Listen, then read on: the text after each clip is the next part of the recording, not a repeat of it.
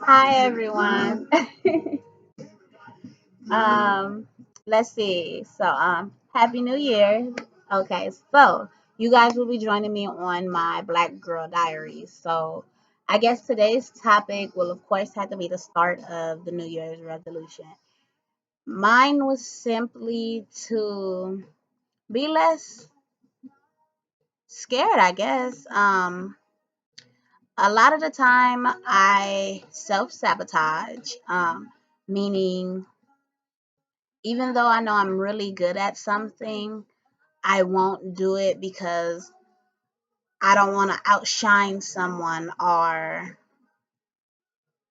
I don't want to make someone else look bad, or I can just be completely terrified like, okay, now if I do succeed, then what do I do next, right? Do I go forward with it? I guess I don't plan ahead. So it's like my way of, I don't know, I keep a comfort zone. So I guess a confession can be I've always felt the need to control things. And it's not because I'm a controlling person. It's just, I guess for some odd reason, I feel like I can control my chaos. And being able to control my chaos means controlling my situation. So I don't go around certain people because I know certain people will bring out certain behaviors in me, or certain people will do certain things that I don't want to be exposed to or around to. So I guess even though controlling my situation or controlling my friends or my circles is one thing, it can make me controlling in other things because if something needs to be done, naturally I want to do it. You don't always have to wait and ask for me to do it. I'll just, oh, that needs to be done, do it. Oh, pick up, do it. Like you don't have to tell me to do something. And I guess, dang, another confession. I guess I can possibly be controlling in relationships. I guess I've never really dated someone before,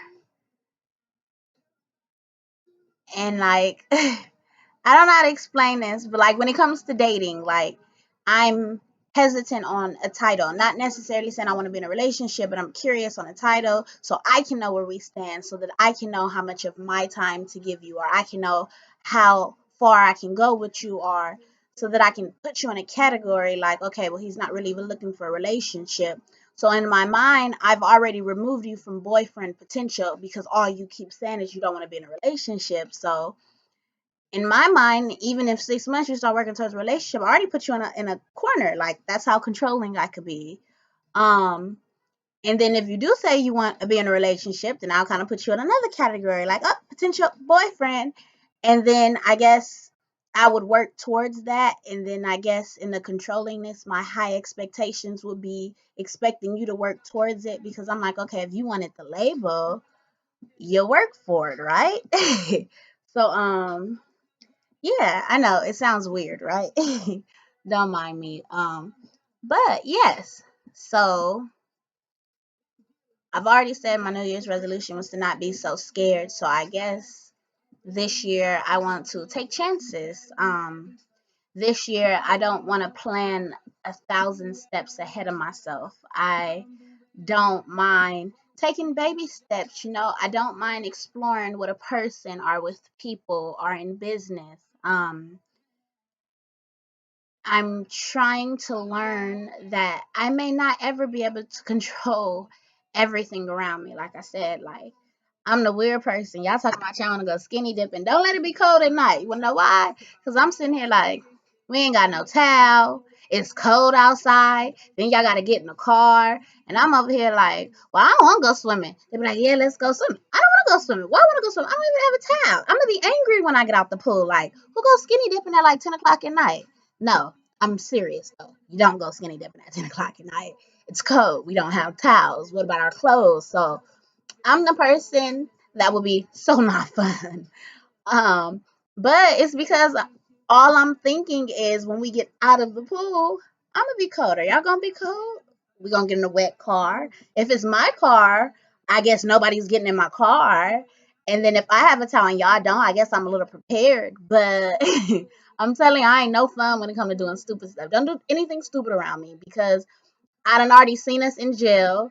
I done already seen us if we got away with it. I done already seen it if we didn't get away with it and we didn't go to jail and something else happened. Like I done already previsioned 100 possible things that could go wrong. And I'm gonna be the friend and talk you out of it. Like, no, no, we can't do it. I'm not doing it. I'm not doing it. And it's nothing you can do to convince me to do it. I'm just that friend. So I guess this year, if I'm not driving, you can do whatever you want to do. If I got my towel, you can do whatever you want to do. I guess that means no more waiting for someone to define me or someone to give me a letter. Like instead of me asking you, I'm going to subconsciously put you in different categories. I'm going to pay more attention to what people do instead of what they say. Um, I have to jump, I guess, this year. Like, I'm telling you, I'm so cautious. Like, I don't make moves unless I have all my ducks in a row. And I don't think it's anything wrong with that. It's just, I can't always play it safe. Life isn't a safe thing. Like, sometimes you have to take chances. Sometimes you have to just go outside your box. Sometimes you're not going to know 100 steps ahead of you and you have to go. And I guess I've never did it because if I can't see the ground beneath me, I won't jump. And I guess in a case, sometimes that's hindered me because if I can't see the ground beneath me and I don't jump, who's to say someone doesn't catch me? Or who's to say I don't have something to be caught on? Or anything for that matter, I guess. So I want to take more chances this year. You know, don't be reckless. Don't be reckless. I'm not trying to be reckless at all. But personally, I haven't taken a lot of chances. I never take a lot of chances. Like, I'm telling you guys, I don't take a lot of chances and I would like to. If I don't try it, I won't know if I'm good at it. You know, I'm the type of person I don't even apply for a job if I don't have all the qualifications. And so many people are like, oh, why don't you apply? You'll be so good at it. And I'm like, BA don't have that. 12 year don't have that. Don't have that. Nah, never mind. I'm good. And then I see so many people get these positions and no qualifications. And I'd be like, I could have tried, I guess. Like, how he get the job, I guess. Then I'm a little salty, but you know, I'm naturally a salty person sometimes. I'm a sore loser when it comes to playing games. Don't let me lose. You hate me. I'll just knock the whole Monopoly game over. Yep, that's me. um, but no, I guess I don't know. I just this year I want to take chances. This year I want to try things. This year I want to explore. This year I want to see just how far my faith can go, I guess. You know, people are so quick to tell you to jump, jump. And, you know, they say if you have faith, you know, there's faith that God will catch you. Well, I have like a double faith. So sometimes I think we rely so much on God that we forget to do our own end of the work. So I'm the kind of person who I will put all my faith in God, but I also make sure I got a lot of stuff lined up to possibly help God so he ain't got to do it all by himself. So it's like if he's thinking she might need a car, I have a car, he just might have to fix my car. You know, like if I got to pay my rent, you know, I have a job. So then all he has to do is give me more hours. Like I try not to just be a rock to God. Because what people don't understand is when you're a rock with God, like I guess it can be good for some people to completely allow him to just dictate their path and to take you, but sometimes people are so rocky that they forget to do anything themselves. I know people who is God's gonna change me, God's gonna change me, and they're waiting for God to change them, even though every day they can take a step to change themselves, or every day they're put in situations where they can make a change for themselves. They won't do it because they're waiting on God. And it just reminds me of the story of the dude that was about to drown. I think it's like a New Orleans joke. And all these people kept coming and he was waiting for God himself to save him. And so, you know, when he get up there, God's like, you know, What happened? He's like, what happened? You were supposed to come. He's like, dude, I sent all those people for you. Like, you didn't want them. Like, that's how sometimes people can be with a rock. And I guess that's why I have a hard time doing anything, because if I'm going to do it, I want to do it right. And if I want to be with some, I want them to be with me in the right way. Don't be with me to manipulate me. Don't be with me to play with me. I guess we cannot control how people treat us, but I guess that's where my controllingness comes from, because I won't be with a person who's manipulative, because I don't ever want you to manipulate me. I won't be with a liar because I would never want you to lie to me. I'll never be the thief because I won't want you to steal from me, and etc. So it's like cheaters too. And so it's like, I guess I've not did a lot of things, or not talked to or dated a lot of people, just because I write people off so fast. And so it's like, got like a checklist in my head. Then, not to mention, guys don't like smart girls. I don't really think they do. I swear they don't. They say they do, but they're lying. Y'all like smart girls? No, no. Y'all like easy girls. Y'all like having sex with girls on the first night or the second night. Y'all like being laid up with a girl. Y'all like living with a girl and not wanting to marry her, be in a relationship with her. You guys like controlling a woman, her finances, her situation, and her car, and not even respecting her or giving her the benefit of the doubt. That's what you guys like doing. Mm-mm, mm-mm. Women like to talk sometimes. We want to go to the park. We want to go to the beaches. We want to talk about shit in history. I want to talk about science. I want to talk about the founding fathers, the Constitution, institutionalized racism, Marcus Harvey, Angela Davis. Sometimes I like to talk about Kim Kardashian and like that Black China stuff. I'm not gonna lie, it's a little intriguing. Um, I admit that even though Black China is winning, having an upper hand of the situation is still really petty. Because if you ever do marry Rob, I guess that means Kylie would look stupid to stay with Tyga, but she would be like your auntie to your son and your daughter, and then she'll be the step parent to your son and daughter. And that would be so confusing. I guess that's what you call a brother cousin. Ugh. But every now and then, I could go into that. I've never watched Love and Hip Hop like that, none of them. I never watched The Desperate Housewives. I've never watched Hip Hop in Atlanta. I've never watched Empire. I probably caught one or two episodes of Scandals. Have not, same thing. I guess I don't watch anything, so I don't be able to talk about a lot of stuff.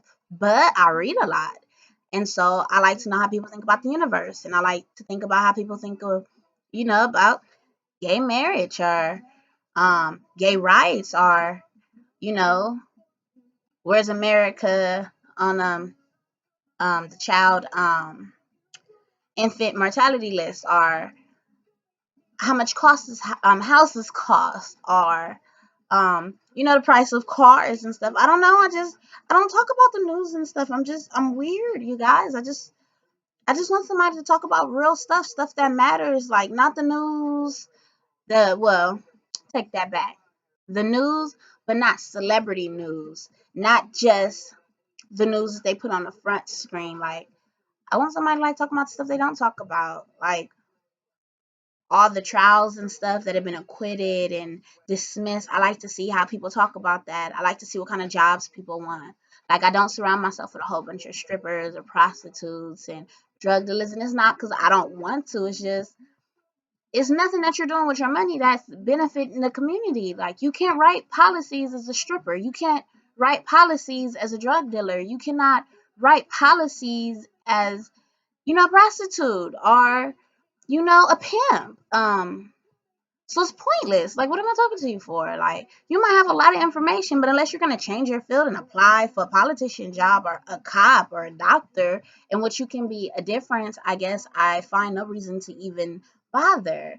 And it sucks because so many of my friends are, and it's like, I guess sometimes I go absolutely nowhere because it's like nobody around me is doing anything. So sometimes I just want to disappear and go somewhere, and then it's like I don't even know anybody to go anywhere. Like, where am I gonna go?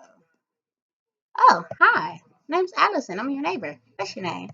Hi. Do you like talking about politics? Oh, you don't? Okay. I'm gonna move. I don't like you. I guess, but I don't know. I don't know. I don't know. But um the goal is not to give you guys too much of a rant because it is just, it's Black Girl Diaries. So um I promise I will do this every night for the New Year's. Try to give you guys interesting things.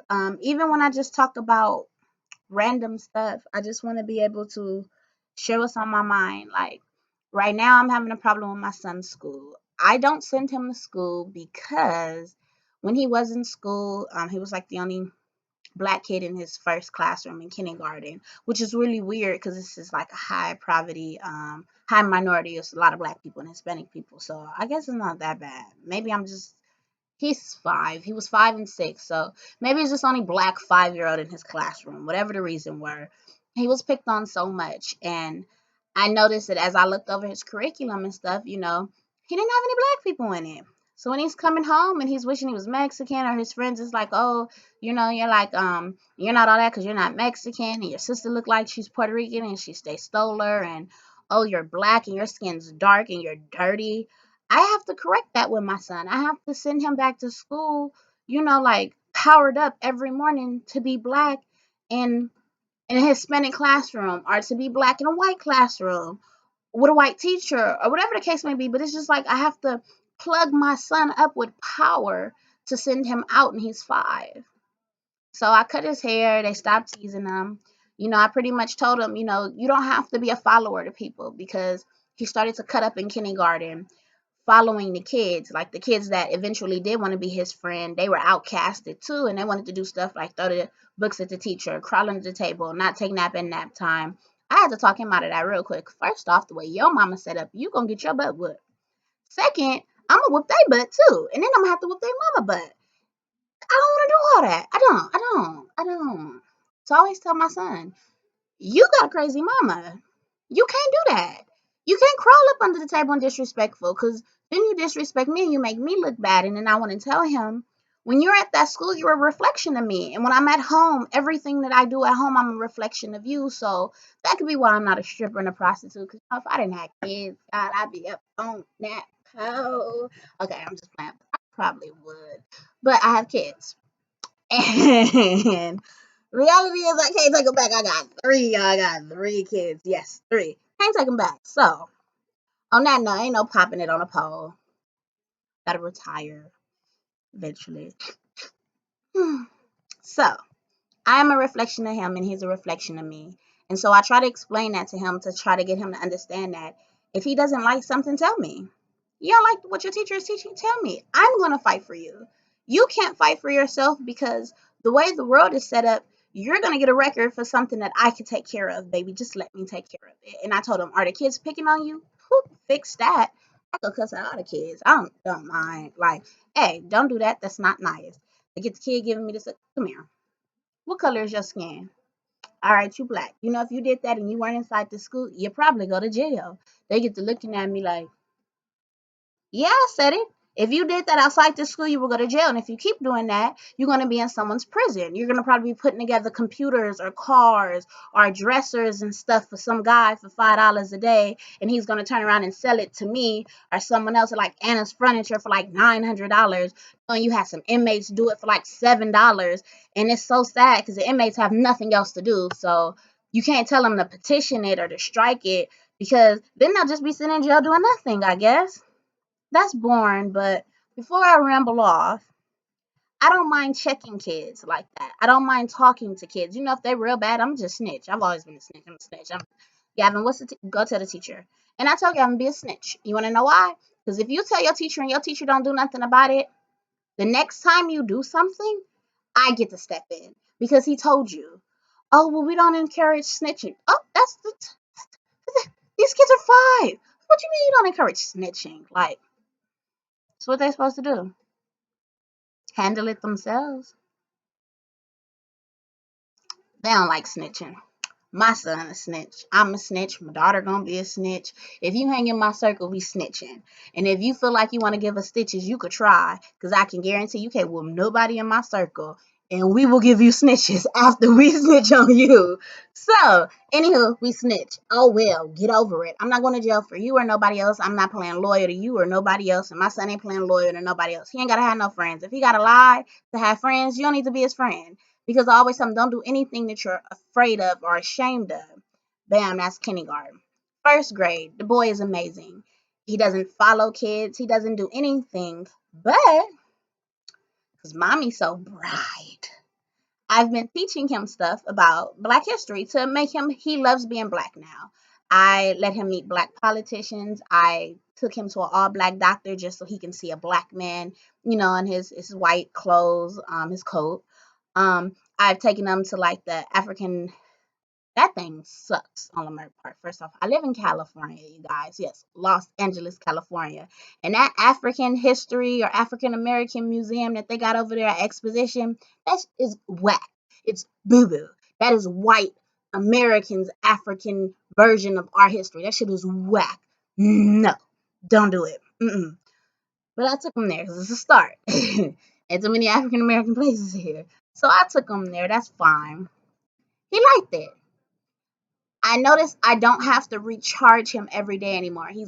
He can charge himself to about 75%. But I noticed that everything after that is my boost. So when I tell him how smart he is, that can pump him to 80. When I tell him, oh, it's okay, everybody makes mistakes. I hear my son telling other adults and children, oh, it's okay, you don't have to be perfect. Everyone makes mistakes. He's 6. Like,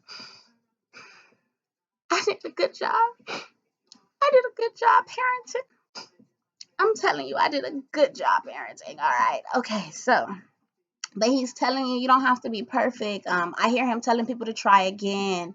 I hear him telling you, to pray. He doesn't just tell you to pray to God. He tells you to pray to and for what you believe in. And I like that because in this struggle for religion, I have to tell my son, we can't believe everything that we see and everything that we hear. So the thing is to investigate and to keep investigating until we run ourselves hopefully to the end of the wall where there's no more investigation. And then we take everything that we have and we sum it up. So he's very bright. But his teacher's been telling him he's wrong. So I'm petty. So I've been teaching them about the Moors. I had them watching Hidden Colors. So for Christopher Columbus Day, they told him that Christopher Columbus, discovered it. So I sent him with a whole article, and I know I'm wrong for that, but I sent him pretty much a whole article and facts about that's wrong. That's not what he did. About Thanksgiving, them raping and beating them. They had some kind of thing about Veterans Day. In America, we honor veterans by giving them A, B, and C. And I'm like, no, no, we don't. Because there's almost like zero to no veteran shelters, zero to no benefits for them. Half of them are homeless, half of them are on drugs, half of them are on skid rows. So I had to open my son's eyes and tell him we don't do all that they say we do. So I guess when he happened to share all of this information with his teacher, she was kind of upset. And so, I sent them back with some information, told them about Marcus Garvey, he know about Malcolm X, he know about Angela Davis. I love the fact that Hidden Figures has come out. People need to know, that Black women were behind that. And it's okay that they put, intelligence has no color or no ethnicity, but really it's we're Black. Everything was Black. It's just they covered it. But anywho, um, when he is asking me like, Mom, the teacher said you're wrong. I said, the teacher said what? He said, the teacher said you're wrong. She said that Christopher A, B, and C because according to his textbook, I'm wrong. So I come home and we investigated because I'm not wrong. And so I found myself in this struggle where I am unteaching him everything that they're teaching him at school because I realized it's like the Birth of a Nation 2016's version. Not the 1915 version. That was white people's story. That was their version. The 2016 Birth of a Nation is our version. And I realized that in these schools, they are teaching our kids the 1915 version. They are teaching our kids the white American version. They are teaching our kids the version that best suits them so that our kids can grow up and not know who they are. So I'm teaching him the truth. And we're arguing. And he's like, well, mommy, I don't want to go to school because everybody think I'm weird because he's talking about all these black people who invented stuff and all these black people who found out stuff and black mathematicians and artists and writers and philosophers, and his teachers aren't teaching him that. So now my son is in LAUSD looking stupid and he's really so smart. I don't make him go. I don't. When he want to go, he go. He don't participate in nothing. I put him in soccer. I don't make him go. And now his teachers like want to write me up. They so cold. I signed the paper and put my initials next to it.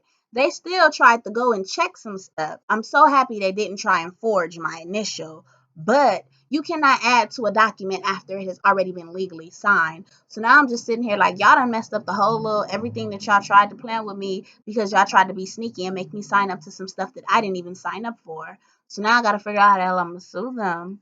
But the point is, I don't think this year I want to send my son somewhere where I know his education is one-sided. I don't think I want to send him to a LAUSD who refuses to integrate our multicultural curriculum. Why? Why can't my black son, my African American son, my African son, my nigger son, my Negro son, whatever you want to call him, why can't he see himself in the classroom? Why can't he open a book in the classroom and see other black people, and not just Martin Luther King, and not just Rosa Parks, and not just Maya Angelou, and what's the other one? Ooh, y'all know who I'm talking about. Because they always teach you the same five little people. Shoot, I can't think of his name, but he um the road less traveled or whatever he did. They always teach you about the same little five black people. He learned about the same five black people now. Those are not the only black people in American history. Oh my God, there are so many more. So I'm trying to figure out, because he doesn't see himself, no matter how charged I send my son, they're messing with his internal battery. I know a lot of people say like once you buy something, if you keep it charged up too long, it won't work. So you know how like most stuff can hold a 4 days charge, but after you've had it for a year or two, even though it says 100, it's really like 80, and you could tell like it doesn't last all day like it used to. That's how I feel with my son sometimes. Like he doesn't last all day anymore, and it's just because he's asking me like, "Mom, like what do black people do?" And I'm confused because in his textbook they don't really do much. So, don't knock me though, because I have a lot of stuff at home that I do for him. It's just, why am I arguing with someone to integrate a school system? What is the big deal about adding African American stories from African American points of view and integrating them, not infusing them? Infusing is being told from white perspectives. Oh, Allison felt outraged when she found out her son was this. No, no, that's not. I was hurt. You seen me react in outrage, but my actual feeling, only I will know because I'm the one that felt it. So to integrate it means I'm going to include my story from my perspective, from my writing, and they won't do that.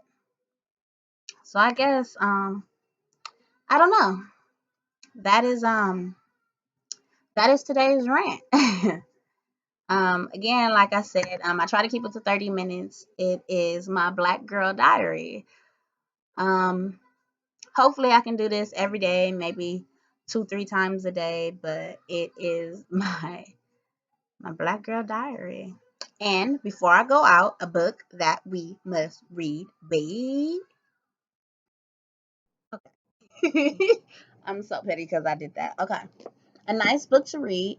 And I just think that anytime You want to unlearn something and relearn something. Anytime you want your brain to, like, you have to exercise your brain as well. You just can't soak up new information. You got to get rid of your old information. But before you do that, you have to relax your whole thought of thinking. You have to be open to something. You have to be in a stage of putty.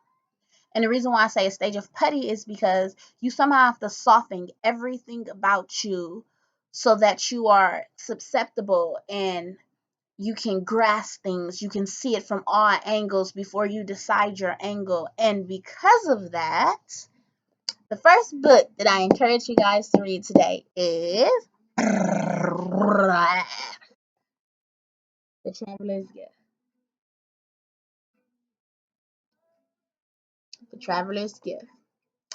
It says Seven Decisions That Determine Personal Success. The Traveler's Gift by Andy Andrews. I would put it in the thing. Um, he might be white, yes. I wouldn't be surprised if he borrowed this from somebody else and just rewrote it or wrote it better. But one thing that I can say is he gives you a nice way to loosen up. And actually, I actually don't know if he's white. It doesn't say. Sounds like a white name. 'Cause I wouldn't know a black person. Well, black people was named after their slave owners, so I guess never mind. Okay, anyway, don't mind me. I read it and I loved it. You can get it on Amazon. You can get it. Says $12.99. What I like about it is self help, personal growth, and success.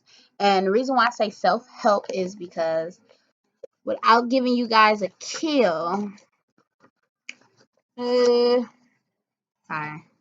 Yeah. The first decision for success is the buck stop here.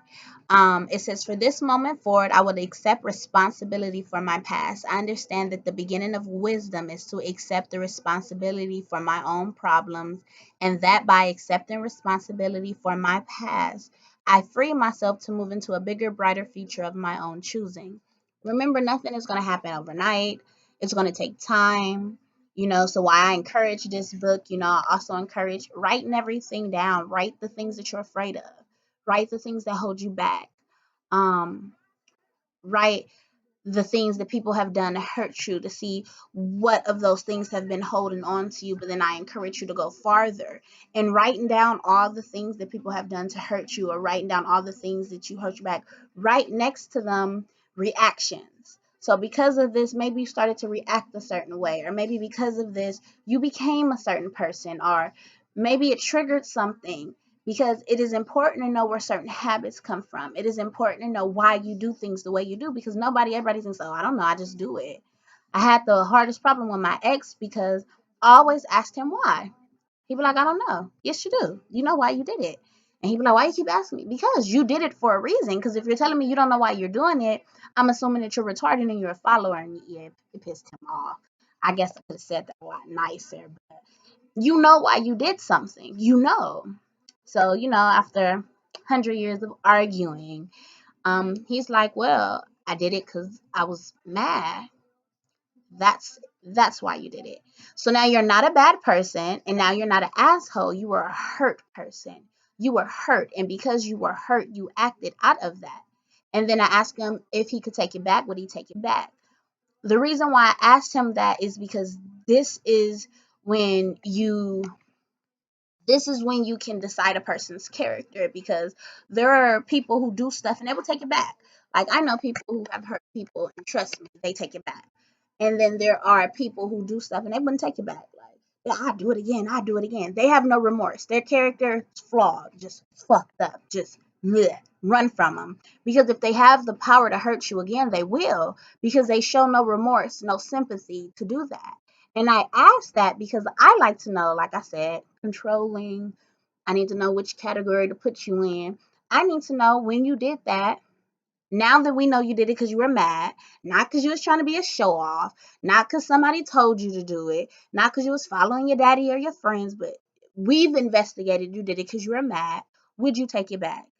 And when he told me that he doesn't know that he may have, it made me feel better, because I know you only did that because you were hurt, not because you wanted to. And I find solace in that because it makes me feel better because now I know just don't hurt you. And it's not easy, but I can hope to not trigger or press that button. Maybe the rest of the world will and is and are, but I ask so that I can better understand you, so that I can know the person that I'm dealing with. That's why I encourage you, when you're reading that book or when you're doing anything, pay attention to where your habits come from, because sometimes we're walking around here with habits that we have because of what someone did to us or how someone made us feel, and we allowed them to shape us, and we allowed them to make assholes of us. We allowed them to make us angry and bitter, and we allowed them to treat other people bad for no reason. Like, someone is going out of their way for you, someone's being nice to you, someone's opening the door for you, someone's, oh, don't worry about it, I'll pay for your food, and you're angry, just always yelling, and you're in a bad state, and you're always accusing people, or you're always lying on people, or you're always starting drama. We all got that person who's messy, messy, messy. It's because they're angry, you guys. It's because they're hurt. It's because they're not used to having good people to be around. So when they're around you, they have to find something bad about you. They have to make you like everybody else because they can't accept that you're a good person. They cannot accept that you could possibly be different, that you could possibly not be like everyone else, that you can actually possibly be the person that you say. They have to find a flaw in you. And sometimes people will pick at you until they make you what they want you to be so that they can justify everything that they've done. And I guess that's where your self help and your spiritual growth comes in, to be able to recognize that and to be able to retain who you are, or to be able to be like, you know what, that's fine. Ooh, don't mind that. But it is being able to shrug it off a little bit, I guess. I don't know. But write everything down. Write how you feel, write your comments. I would love to know how you guys feel. Let me know. Good night and Happy New Year. It is 10 o'clock now. And what do we have planned? Yeah, we got some good music. Nothing amazing. Yeah, nothing amazing. So I'm sorry, but thank you. You've listened to Allie and her Black Girl Diary. And don't mind me, y'all. I won't be wearing makeup. My hair might not ever be laid, but I promise you I got all my edges. They in there. They in there real good. But yeah, I just been a little ugly girl writing all these little posts. Hopefully y'all listen. And there any questions? Ask me. I love it. All right. So again, Happy New Year's and thank you for listening to my Black Girl Diary.